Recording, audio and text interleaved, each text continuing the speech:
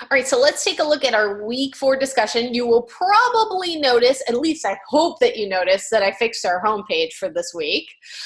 There was a problem with the CSS and they let us know where it was located. So I went in there and fixed that over the weekend. And then I actually used fixing the CSS as a teachable moment in my DES 241 course. And because this just so happened to be the week that they talk about HTML and CSS, so I showed them how I fixed it. But, you know, I digress. Let's look at our discussion for week 4. We're discussing the 4 major principles of design.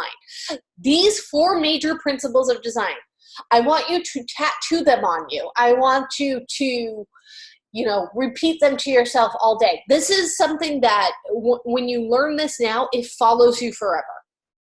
It's like being a surgeon and that first time that you learn how to stitch, right? I mean, you're going to have to do that for forever in your job. The principles of design, you're going to have to do that for forever in your job.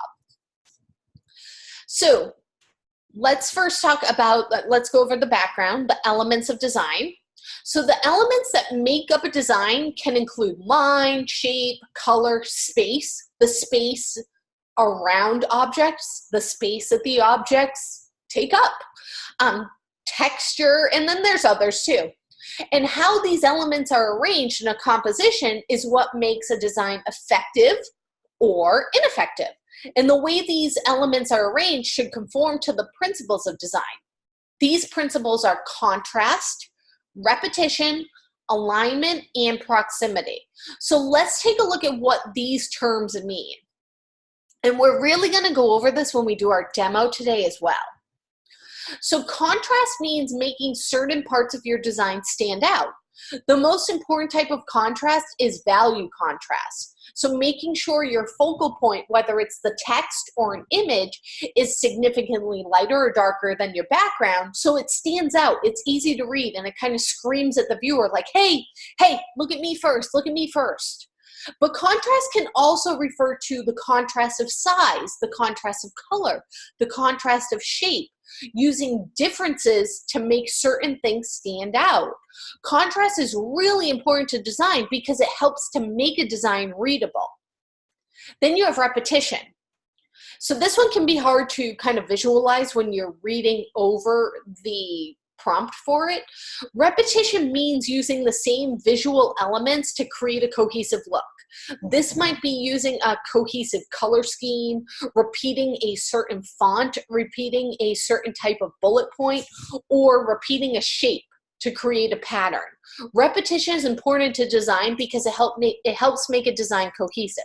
So you know what? That's great. I'm going to show you an example though, just to make it easier to see what repetition is. So let's look at this. So I created this menu. It's a trifold. So when it's folded up, it would actually look like this, basically. And actually, it's better to look at it this way.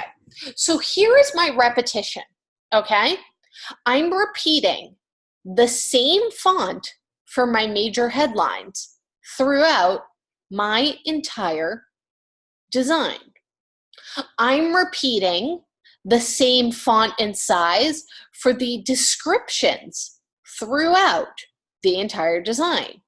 I even have repetition in, my color. So the orange here matches the orange here. I have repetition, and that comes from the logo, matching different colors throughout, matching fonts throughout. So that's one way that you can do repetition. Then we have alignment. So columns and rows in a design ensure that the text and the visual elements, that they line up neatly and they use balance. So an approach to alignment will be to ensure that your design appears neat and well thought out rather than just everything was kind of thrown on the page, right? So alignment's important to design because it gives us structure. So things could be left aligned right here, like here along the edge. Things could be center aligned. A good way to look at the alignment is actually to look at the homepage of this course. There is a structure to the layout of this course. Everything here is equally lined up and spaced. So you have this alignment of this row and these alignments of the columns. This one right here is lined up with this one right here. This one right here is lined up with this one right here. Everything is lined up along this edge. Even these are, here's your center alignment that's taking place. You have 1, 2, 3 columns across. Things are lined up right here. So there's lots of little pieces of alignment happening just on the homepage of our course. Then we have proximity. So I'm going to read over the technical definition of it, but again, proximity is one that you are going to want to see an example of for you to go, oh, all right, I get it. So it's placing objects or elements that are related somehow close together. So it makes them visually connected. And proximity is important to design because it makes a design easier to understand. So here's an example. Now, proximity, these are all the flatbread sandwiches. So I obviously want to keep all of the flatbread sandwiches together. I want to keep all of the desserts together, all of the beverages together. If I go back to page 1, I want to keep all of the addresses and phone numbers together, right? In the panel. I want to keep the addresses, phone numbers, and the website near each other in the panel. Because if I'm looking for a place, you know, all right, which place am I going to go to? Oh, all right, this is their location. Well, where's it? Oh, their website's right here. Okay, I can check, you know, see what time they're open or what have you. So those are little things that you would do to use proximity.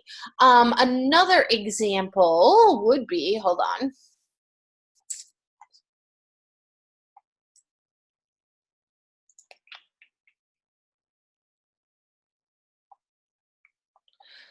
Let me see.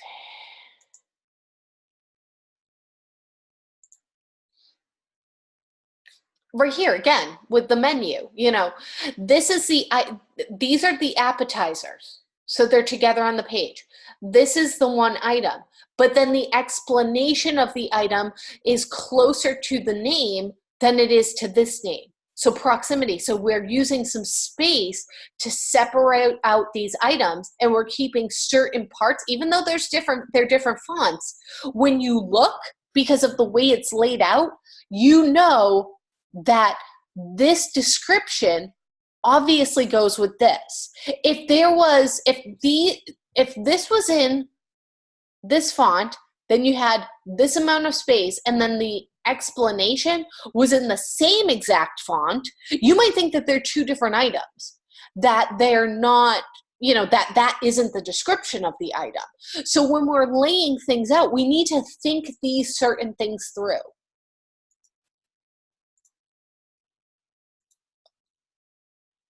Again, proximity, keeping, you know, a subheadline with the information that goes with it.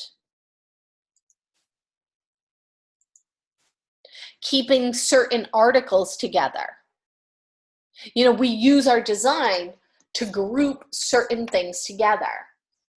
So our prompt for this week, now that you understand the elements and the principles of design, what you're going to do this week is you're going to critique a design that uses these elements and principles effectively and a design that uses these elements and principles ineffectively. So you get to do the critique this week.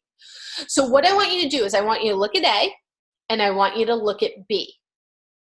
And I want you to evaluate them both in terms of their contrast, their repetition, their alignment, and their proximity. So discuss how the 4 design principles are used properly or improperly in A. Discuss how the 4 design principles are used properly or improperly in B. Maybe they have some good contrast or some good repetition, but maybe they don't have good alignment. Maybe they have some, you know, what's working and what's not. There might be a couple of things that are working and a couple of things that just aren't in each of them. Which design, either A or B, is more successful in using the principles of design with the placement of the elements? What's your reason that you chose one design over the other? And then for your citation this week, research some resources of how to do constructive criticism to be able to apply your feedback.